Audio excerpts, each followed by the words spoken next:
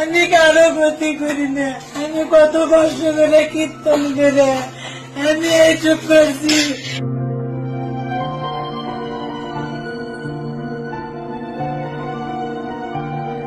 জীবনে যা কামাই করছিল ওই দিনের খাটে জীবনে যা কামাই করছিল সব নিয়ে চলে গেছে।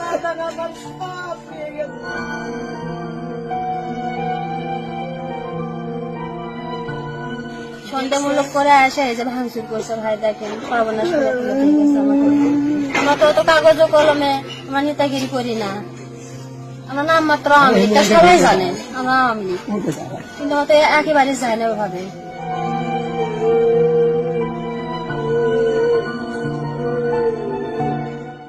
সব নিয়ে গেছে।